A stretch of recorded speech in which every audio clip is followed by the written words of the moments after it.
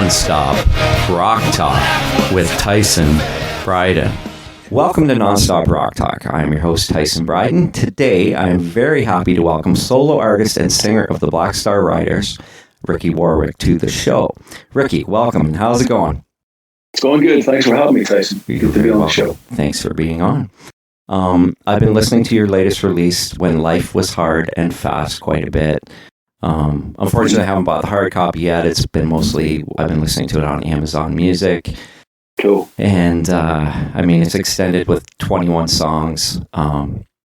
Maybe you can kind of clarify that. And I'm of the understanding it's that one, all the covers on it are kind of a bonus CD. Yeah, it's the bonus disc. You usually, when you finish a record, the labels always say, hey, you get any extra material? And you're like, here we go. And I did for my previous album, which came out in 2015, 2016, was I now? I was doing like the VIP sort of, pledge thing with that for people who wanted to get extra bonus material. And every week I'd do an update and I'd record an acoustic song from a stairwell in my house. And my manager said, hey, these are kind of getting a good reaction. Why don't you just go in the studio and record them? Which I did 5 years ago, did acoustic versions of all these covers that I was doing. So this time around, when Nuclear Blast, my label said, hey, you got any bonus material? And I just going, yes, you have. You've got this cover version album it's never really officially been released. Let's give them that. And I was like, okay, anything to keep them quiet. So that's why that's on there, And there's some fun cover versions on there. There's some great stuff on there. Burning Love by Elvis. That's cool. That's very cool. Eddie Cochran's Summertime Blues. Yeah. I Fought the Law.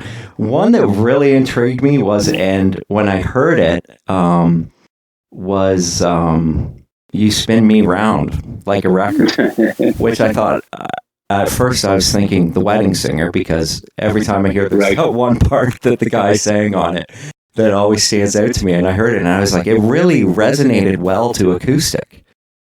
Thank you. And listen, great songs do. That's the beauty of songs. If you strip something down that people will probably listen and go, oh, that's a disco bubblegum pop song. There's nothing wrong with disco bubblegum pop songs. I love them. And they're usually very well written. And, a good song can work in any format. And, when I was growing up in the 80s and going to lots of punk and golf clubs, that song was always filling the dance floor. Yeah. I loved that song back in my teens, and I'm like, hey, why not? Why? Much as I love Iron Maiden, much as I love The Clash or Johnny Cash, I'm all right with a little bit of Dead or Alive, or even doing a Britney song, or something like that, just to have fun with it. Yeah, it's fun, Yeah, and I kind of agree with that, and it kind of got me thinking, because when I got into vinyl, probably a few years ago, there's a bunch of pop stuff from the 80s I went out and bought, and Tears for Fears was one of them. Oh, amazing band. And I listened to it, and the production's amazing, but the songwriting and the songs and the structuring is so well done. Some of that 80s stuff is great. I'm a great Tears for Fears, you mentioned. Another band I love is a band called Talk Talk from that era. Yeah. They're fantastic. Even Duran Duran had some great songs and great production, and even going into the Power Station and there's a lot of good stuff there, Yeah, it's great. It's well written, and it's appealing to the ear. It's kind of like before pop music was, I don't even know how to put it. I don't want to be insulting to pop music now, but it was still, a lot of it was still very well done, and it was actually musicians probably doing more than they're doing today, right? It wasn't as formulated, there wasn't as much Pro Tools, there was no auto-tune. It was still very much people going in and making real music from their heart and from their soul. And it's the songs at the end of the day. You can take all this stuff away and strip it all away. It's how good is the song? How good is there a song there? Is there something that people can connect with? That's the primitive bottom line when it comes to songwriting, as far as I'm concerned. In any guys. Exactly. Well, talking about the covers that you did, Wrathchild by Iron Maiden acoustically, I saw that come up. I think I got an email or something, or something on Facebook came up and said you had done that song. So I turned it on and I was like, wow, this is so cool. Yeah, it's the second Maiden song I've done that way. I covered Running Free as well. I did an acoustic version of that. a few years ago. And I sent them to Steve because I'm really good friends with Steve Harris, and Steve sent me back the thumbs up. He loved them. He's like, "This is great, Yeah. more power to you." So if I get the thumbs up from the man himself, then I'm all right with that. So are you more a Di'Anno fan than a Dickinson fan then? I think they're both amazing in a way. Di'Anno, for me, those first two Maiden albums are were game changers for me as a kid, and Di'Anno had that sort of punk aggressiveness that I love. Right. Whereas Bruce is very much more what I would call a true metal singer. Yeah. And it's two different eras of a great band, but Di'Anno for me, just those first two Maiden albums are they're just amazing. I love them. Yeah, they're killer. Now, I wanted to mention the Black Star Riders because of Damon Johnson. Right. I'm a big Damon fan, and I've known Damon for probably 25 years, going back to the Brother Gang days. And I get to see him occasionally. I saw you guys were here. I live outside of Toronto, about 45 minutes east of Toronto. So right. you came with Judas Priest and Saxon a few years ago and played in Oshawa, in the town I lived in. So I was at that show. It's the only time I got to see you guys, it was awesome. And cool, thank you.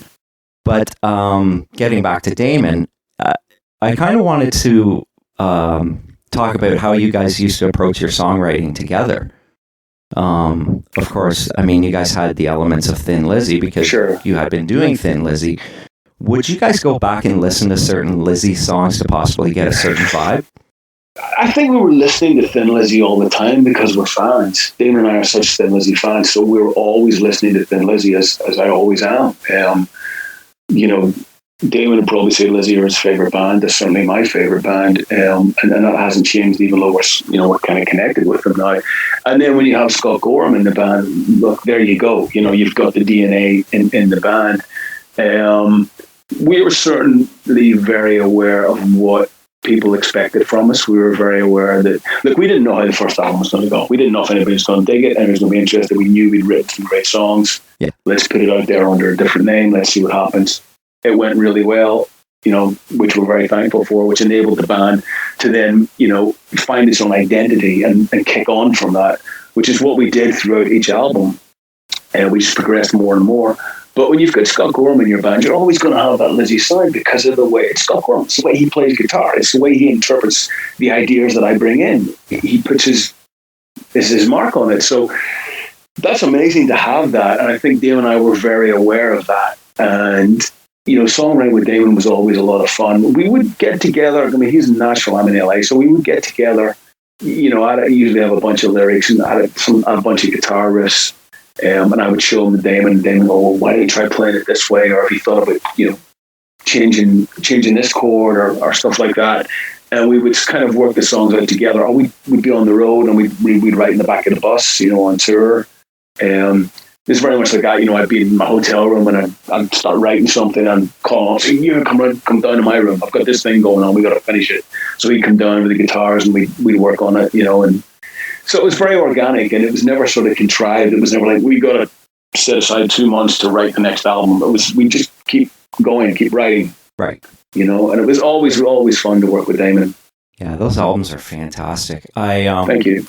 I was in Dublin 3 years ago and I'd actually gone online and looked, and I didn't realize that there was a Tower Records in Dublin, which was it was been there for many years. Yeah, and which was really cool. So I was like, my goal was, I was like, you know what? I think it'd be really cool if I went to Ireland and I found the Black Star Riders and bought those in Dublin. So I found Heavy Fire and the Killer Instinct. And the Heavy Fire was actually the picture disc, which looks awesome. Oh, right on. But I think I've only played it once just because it's a picture disc, right? I have the disc anyways.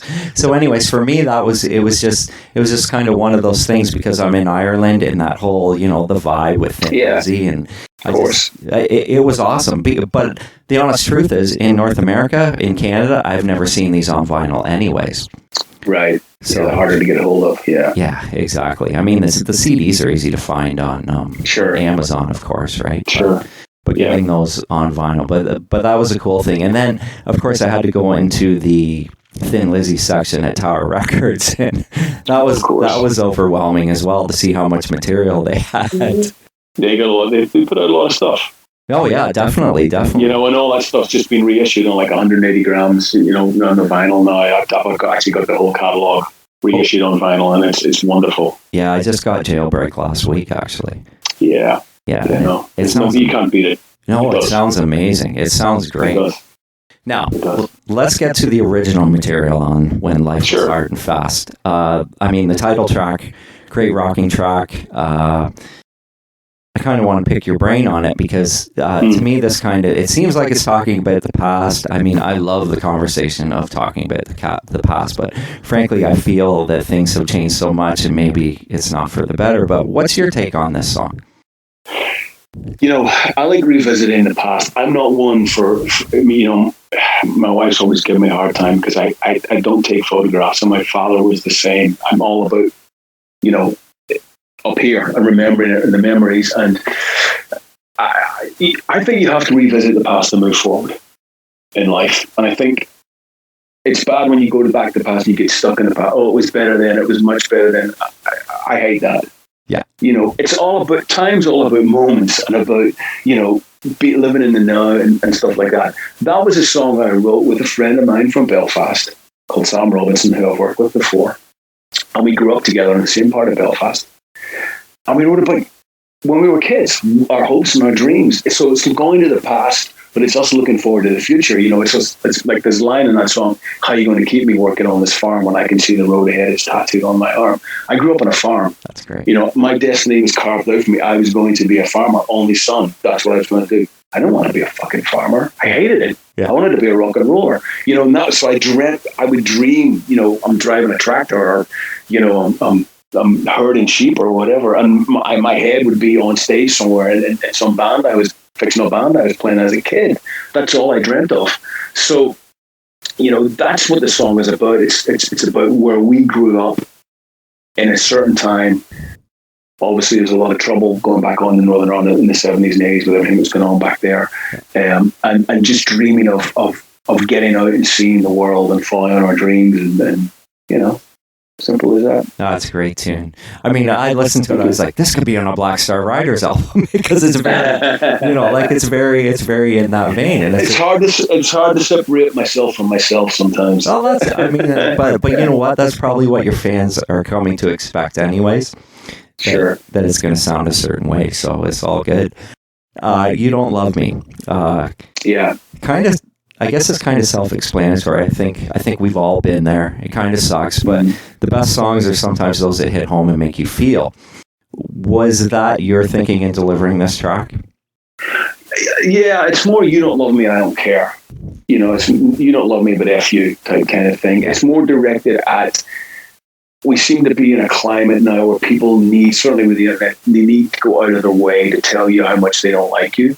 They need to tell you, they need to be negative. They need to let you see that they're being negative. And I can't stand that. I can't stand, why do you have to put your negativity on someone else? Look, there's plenty of things I don't like. Yeah, I don't like it. I'm not gonna talk. I'm not gonna bring it up. I'm just not gonna buy it. Or certainly not gonna go up to the person, I think you suck. I won't say anything because, you know, why should I make that for a person? You know, why should I upset? You know, it's not the right thing to do, you know, and it just seems the internet's given so many of these people now the chance to go on there and be so nasty and so negative, and there's no light at the end of that tunnel. There just isn't, you know, it's a dark road. And if you want to go down that road, good luck to you. I don't want to have anything to do with it, you know. It's just not how I roll. And I think that's what the song's about. That's cool. Now, I loved the intro in You're My Rock and Roll, which is actually the last track on the album. I think it makes for a good conversation. Rock and roll isn't dead. It's just lost its mystery. When I heard that statement, I thought about it, and I kind of really agree with it. Possibly we can attribute the internet and streaming to that. What's your reasoning? Well, exactly. It has, you know, but that's just the way that it is, and I accept it. But what personally annoys me is I love rock and roll so much. It consumes me. It has done my whole life. I don't want to see what my favorite rock and roller had for breakfast. I don't want to see a picture of their cat. Yeah. I don't want access to every little thing you do every minute of every friggin' day. I want to hear about why they wrote that song. I want to hear about working in the studio, who they played with. So that's what I want. That's it. That's the stuff that inspires me and interests me as a music fan. And I think it's just become so accessible now that it's almost become mundane. It's almost got boring. And there's not a lot you can do to change that, because we have the internet, so everybody knows everything about everybody, but everybody just seems to give everything away now, free of charge. You can have everything. Here it is. Yeah. Boom. Yeah. So there's no mystery. There's no, when we were kids, to see how your favorite rocker looked, oh, they're on TV tonight, oh man, his hair's got really long. Or you buy that magazine, oh wow, he's wearing that jacket, or, I never knew so-and-so played in that song. That's what I miss. I agree with you 100%. I remember those days of going to the store every month and buying that magazine. Sure, just to catch a glimpse, right? That's right. And what's the latest news? It's not like we couldn't go on the internet. You couldn't find out every single update. It was, and that's what really made it exciting. Now, where you were in Ireland, in Northern Ireland, sure. What publications would you get there?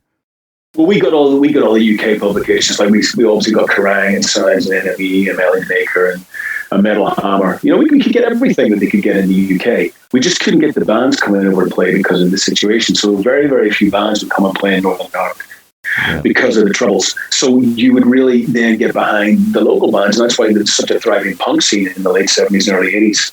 Because bands were like, well, they're not going to go and play. We'll start a band and we'll play in Belfast. So you bands like Stiff Little Fingers, the Undertones, Rudy, the Outcasts. But then you had the great Irish rock bands like U2, Horselips, Thin Lizzy, obviously, Rory Gallagher. Yeah. And they would play because they're from there. So we'd all go en masse to see them. But it was funny, you'd get a band, like the rare occasion you'd get a global rock band coming to Belfast, like a Fleetwood Mac would come and play. You'd have 800 punks going to go and see Fleetwood Mac because it was... Wow. Such a unique thing. Here is an international band coming to play in our backyard. It doesn't happen because of the screwy situation that we're living in. So the kids would just go out en masse, and it was always a great leveler. Music was always a great leveler in Belfast. You could shut that door. The troubles went away. The religious bigotry went away. Everybody was unified, or who you were, what colour you were, what religion you were. You were just into the music, and it was a great salvation for kids growing up there to take us away from all the crap that was going on. That's amazing. Yeah, and to have like you said, these punk rockers going to see Fleetwood Mac like by the dozens. That's crazy. That's amazing. Yeah, just because it was a real, it was a band, an outside band from on a global stage, and we were so starved, of bands coming over there. Yeah. Oh, that's amazing. Now, I'd Rather Be Hit. Great title. I kind of read a bit of this song. I can relate to this because apparently metaphorically it's in regard to politicians. I have my own opinions of politicians in our country, especially during COVID, where things aren't moving as quickly as they should be, especially in terms of the vaccinations, but it is what it is. And I will note that Duran Duran guitarist Andy Taylor guests on this track. He does indeed, yeah. That's cool. Give me your take on this one. Yeah, kind of what you said. I mean, I'm like everybody else. I'm interested in politics. I grew up a blue-collar working class boy. We didn't have a lot of money. We had to work for everything that we got. And I believe in civil rights, and I believe in equality, and I believe that, I believe in freedom. And there's so many politicians that you just go, oh, how did you become a politician? Because never mind you're a politician, you're just not a good human being. I agree. You're not a good human being. Let's get the politics out of here. You're not a good person. Yeah. So how dare you dictate to me and try, when I'm paying your wages and I'm voting, and the people are voting for you, how dare you take that for granted and abuse that power? Yeah. And I think at the time I wrote that, it was way back, I wrote this in 2016 when certain politicians in both the UK and America were coming to prominence, and I was just like, oh man, more realistically, where are we at? And the divisiveness and the hatred that seemed to be spreading was, what do you pick? What's the lesser of two evils? Why should you pick a lesser of two evils? Why should you be put in that situation? Yeah. So I think that's a metaphorical thing behind it, but it's sort of, it's, you know, I'd rather sell my soul for a piece of hope and give my heart away for nothing. You know, it's like, give us something that connects with the people.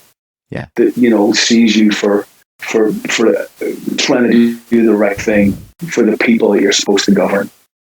I mean, sometimes I'm trying to be a preachy. I hate preachy rock and rollers. I'm just giving my opinion. Well, That's you know all what? I'm doing, You know what, Ricky? I was just going to make a point about that, because there's certain times when you just want to sit and listen to music, and you know, you just want it to be fun. But there's other times when certain situations in the world that are bothering you, you may be able to relate to, especially in terms of this song. You know what I mean? And they need to be said. Sure. You know, so well, we all have an opinion, and thank you. And we all have an opinion, and that's all that, you know, music gives me the chance to get my opinion out there. And it's an opinion. I don't expect everybody to agree with it. I don't demand that people agree with it. I'm just going, hey, this is what I think. This is how it affects my psyche. This is how it's affecting me. What do you think? Yeah. You know, and if somebody goes, you're full of shit, fine. Somebody goes, I couldn't agree more. Wonderful. Right? Exactly. Time don't seem to matter. I'm not going to say much about this because I think I should let you explain this one. Yeah, it's very sort of self-explanatory. It was really written for my youngest daughter, Pepper. I mean, I've been on the road her whole life, and I've been away up until about a year and a half ago for birthdays and school plays and Thanksgivings and all this kind of stuff. And she's been amazing. She's just accepted it and just the whole thing. And I wanted to sort of, in a way, sort of say thank you, you know, for being as cool as you have been about what Dad does for a living. So I wrote it for her, and we did the demo of it, and I just was like, Key, and I said, you know, Pepper's really singing great. She's playing some instruments. He's like, dude, get her in, let's get her. So we brought her down to the studio, and she sang some backup vocals on it, and, you know, very, very proud dad moment for me. And just a real heartfelt song, a real easy song to write. You know, the actual guitar and vocal from the demo, because we couldn't better the vibe. I sat down and just played it. It's Keith Nelson. We would just set up a mic. Right. We were doing the demo. He said, just play it. We'll just throw it down. I did it in one take. And then, of course, we come to record the album for real. We try and recreate what we just couldn't do it. Keith just goes, we're keeping the demo. We'll add Pepper. We'll add the strings. But the guitar and voice is we're keeping from the demo. So that's what you hear on the finished record. It's a beautiful song. It's Thank really you. Good song. Really great song. Thank you. Now let's go to Never Corner a Rat. And my understanding is it touches on disappointment in terms of the overall system. Possibly you can elaborate on that as well. Yeah, you know, going back to the tour that you saw Black Star Riders on, the Priest tour, we did a show, and our drummer Chad brought a buddy of his to the show afterwards who was ex-Marine, ex-military, and had served and done a couple of tours over in Iraq. And I got talking to this guy, and just real interesting. He was back, he'd been 20 years, and he just felt his country was letting him down. And it wasn't the first time I'd heard the story. I have other friends, even over in the UK, people that served in the military, and these people are coming back, and they need help, and they need, you know, they're not getting the help that they need, they're not getting the support they need, they're not getting the appreciation that they need. So I just really, it's almost verbatim, word for word, the conversation that I had with this guy, because he was very resilient. He kept going, you know, put me in a corner, I'm going to bite back. I'm not giving up. You know, I fought for this country overseas. Now I'm fighting for this country when I'm back home. And I just thought it just stuck with me. You know, It just was like, I have to write something about this. You know, and that's really the essence of the song. Yeah, and you know what? That's funny. It kind of goes back to my childhood. I remember on Metallica's Master of Puppets, they had a song called "Disposable Heroes," and that song's always it's always resonated with me, because that is how soldiers have been perceived for many years. Yeah. You know, like, what have you done for me lately? Here you go. You're going to do this. Then you come back, and there's nothing for you. Yeah, absolutely. I mean, it's not the first time I've touched on this subject, because I said I have a lot of friends, you know, who serve themselves. I have friends who move with kids who are still in the military, and it's just interesting, you know, even the track, you know, Before the War, and the first Black Star Riders album was basically about my friend's son who found it easier to be overseas in harm's way and adapt and felt more at home. And then he came back home and he was like, I don't fit in. I don't really know what to do or where to go, or, and not getting the help that they needed, So, Yeah, because I mean, there's things that they see that we'll hopefully never see in our lifetimes, right? Of course, exactly, and they need to be afforded the respect and the dignity and the help that they so rightly deserve when they get back. We should be doing everything to help these people. Yeah, and I mean, it's funny because certain I don't want to say people, but there's a lot of things that are said like support our soldiers, support what's going on over there, but then no one says support what is going on when they come back, which is exactly. Yeah, so exactly. So I took that resonated as well. That's a cool. Great subject. Now, Gunslinger, great song. For those that don't know, this was originally a B-side done by Mink DeVille. Was this something you always wanted to record? Yeah, for years. I bought the single when I was 10. It was a B-side of a great track called Spanish Stroll. And I've never seen Mink DeVille on Top of the Pops in the UK or TV show and fallen in love with him. He had the real Latino pencils, moustache, winkle picker shoes, the suit. Cool. He was just looked great. And then he sang such a great song. So I went out and bought the single, flipped it over, listened to the B-side. Went, oh man, this is even better. This is so cool. And it's only got 3 chords. I can play this on the guitar. One day I'll cover this song. Of course, it goes in and out as years go by. And then when we were just about to record the album, I was listening to some Mink DeVille, and this song came on. I went, now is the perfect time. And I really felt it fitted with the overall vibe of the album. I felt it wasn't going to be out of place. I felt it would fit in with the record we were making, and I think it did. And I'm just so happy I've got to cover it. I love the song so much. That's cool. Now, I wanted to talk about The Almighty. Sure, man. Yeah, this was a band that always kind of eluded me in Canada. I know I would see the odd video that was played on Much Music, and of course, guitarist Pete Friesen was from Toronto, played with Alice Cooper. Sudbury boy. Yeah. Sudbury, Ontario. Sudbury, boy, yeah. He was from Sudbury, but he played in Toronto at one point with Sebastian Bach in VO5. That's right, yeah. So that was talked about on the Power Hour, which was on Much Music when Pete got the gig, and I recall seeing a video. So I tried to pay attention to the band, but it just seemed like there was not enough information about The Almighty. Sorry, go ahead. You were going to ask the question. I'm sorry. Oh. Well, I was just going to say, why do you think that was? Was there issues with label support? It was all. We just couldn't get arrested in North America and Canada. We tried. We every time we build up a rapport with somebody, the label, they'd be fired, and the whole, it just seemed to keep happening to us. We came out in '93, tried to do like a 3-month club tour, nearly killed us. Because obviously once you get outside the big territories, suddenly there's nobody there. Yeah. And we just didn't get the breaks. We're happening everywhere else in the world, and we just couldn't get the breaks in North America. We were very upset about it at the time. It wasn't for the want of trying, but we just couldn't seem to make any inroads at all, sadly. No, I mean, the albums were available because I have Soul Destruction right there. But it just wasn't, it's even like Metal Edge. There wouldn't be a whole lot in there either. You know what I mean? They supported a lot of other bands, right? I think a band like Thunder was kind of the same thing over here as well. A lot of that time of those bands from the UK that were breaking big, like Thunder, The Almighty, Little Angels, we all struggled in stateside. We just couldn't seem to get a foothold. We were doing really well at like metal radio and rock radio, and we came over, we played the old Concrete Foundations Forum a bunch of times. We were getting nice things written about us, and the reviews were great. Everything else was great. We just couldn't get on that tour. I mean, what we really needed was to get on a great tour as an opening act, like a Dead tour, an arena tour. We never got that break, because I think people never really got to see what the band could do live. And live, that's where the Almighty were. Yeah. We're really at the best. Oh, that's cool. Now, you were talking about that, going back to that 45 you were talking about.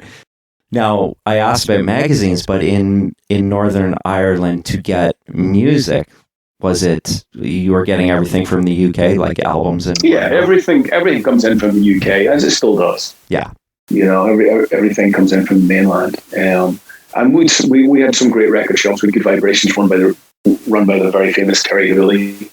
There's a legend in the Northern Irish music scene. There's actually a movie out there about him, okay. Which is well worth checking out. So it's called Good Vibrations. You should check it out. It's a great movie. You'll dig it. Good Vibrations is the name of the movie. So you people, pioneers like that, and Terry set up his own label. He actually signed the Undertones to his label. You know, so there was people, you know, kicking against what was going on and trying to be positive and trying to get music out to the kids. And it was no problem getting records. It was just problems, you know, getting places to play and places to go because it was risky going out at night. So, you know, certainly when you were a teenager. So for you probably did you go to the UK to play music there? Yeah, well, we moved over to Scotland when I was about 15, and obviously the situation's very different in Scotland because you didn't have the troubles going on there. So, you know, suddenly I was living in a country where I'm like, you know, hang on, there's no bombs going off, there's no soldiers on the street, there's bands coming to play every week. So I was like, wow, this is how it's supposed to be, you know? Yeah. Wow. I can't imagine that. Wow. Yeah. That's crazy. So in terms of getting a hold of When Life Was Hard and Fast, more or less, I'm sure it can be found on, like I mentioned, Amazon Music, streaming sites and whatnot. Physical copies, it's available. Yeah, if you want to go to music, I mean, go on my rickywarwick.com page. There's a link to the Music Glue site there. You get some cool colored vinyl. There's a red vinyl edition of the album. There's pearl ivory white, which looks spectacular. There's even a cassette version of it. Wow. If you want to go really old school. You can stream. Neither do I. You can stream it. You can stream it everywhere. You know, you can download it all the usual places. You can go to Nuclear Blast and buy it from there. So yeah, but there's some great versions up there. Okay, well, I will actually probably go on that website and get one of those colored because Amazon. Oh man, thank you. Amazon doesn't have the vinyl; they only have the CD. Now, is it a 2-disc or is it just the one on the vinyl? The vinyl is just the one, the album, the original album, without the cover versions. Okay, so the cover songs are on the CD. Then are they? Are they the bonus CD? Yeah, bonus CD. Okay, well, I'll have to buy both. Yeah. All right. So before I let you go, so obviously you're promoting this right now. What's up next for the Black Star Riders? Yeah, we're going to the studio in September to do album number 5. Wow. We're pretty much written and ready to go. Obviously, the live thing's just taking a big backseat at the minute till we get through this pandemic. But yeah, we're hoping to start September, and then I'll obviously get a release sometime next year. Right on. Awesome. Well, I thank you so much for your time, Ricky. It was a pleasure. Oh, brother, thank you. Appreciate it. Thanks for having me. And hopefully I will get out to see the Black Star Riders or yourself solo. I don't know how much touring you're doing solo-wise. No one's touring right now. Yeah, I mean, as soon as we get the all clear, I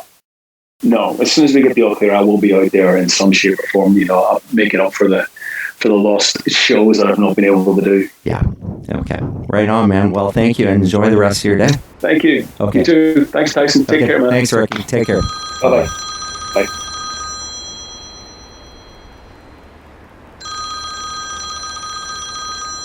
Hello. Hey, Keith. It's Ricky. Hey, man. Hey, bro. I just wanted to say we've come a long way since Jerry Lee. Rock and roll ain't dead. It's just lost in its mystery.